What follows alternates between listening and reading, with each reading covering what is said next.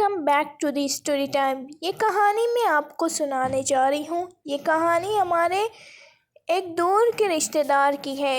میں بلوچستان میں پہاڑی علاقوں میں رہنے والی تھی۔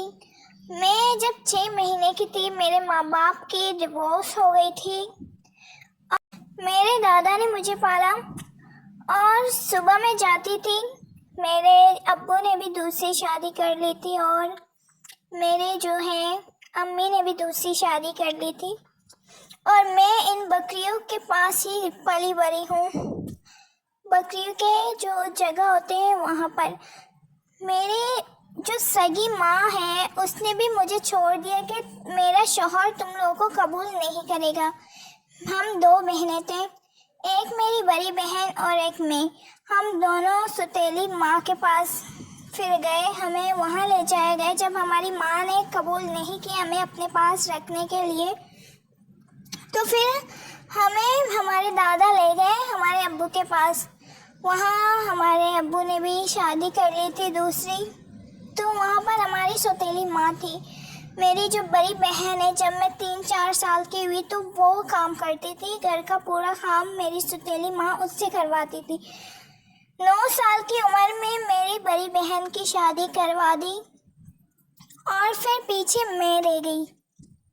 میں اپنی جو سوتیلی ماں کے جو بچے تھے ان سب کا کام کرتی، گود میں اٹھاتی، اور اتنے دور ندی میں جا کے میری سوتیلی ماں جب میری عمر 10 سال کی تھی تو مجھے بار بار بیچتی کپڑے دھونے، اور جب میں کپڑے دھو کے آتی تو کہتی کہ کپڑے صاف نہیں دھلے ہیں۔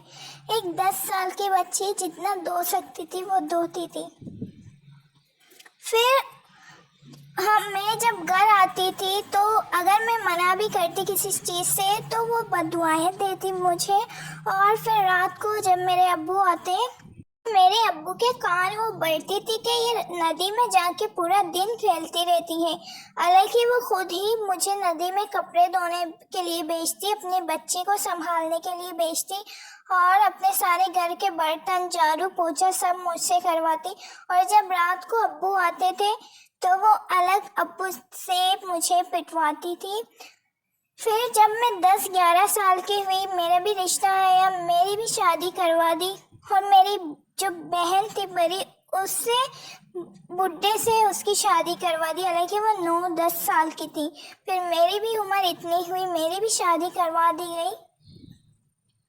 اتنا ظلم کیا ہے۔ اللہ پاک سب کے ماں کو سلامت رکھے اور ایسی ماں کسی کو بھی نہ دے۔ یہ تھی آج کی اسٹوری۔ امید کرتی ہوں آپ لوگوں کو پسند آئی ہوگی۔ اگر پسند آئی تو چینل کو لائک سبسکرائب لازمی کیجیے، اپنا بہت سارا خیال رکھیں، دعاؤں میں یاد رکھیں۔ اگر آپ کے پاس بھی ایسے مزیدار اسٹوریز ہیں تو کمنٹ سیکشن میں لازمی بتائیں۔ تب تک کے لیے اللہ حافظ۔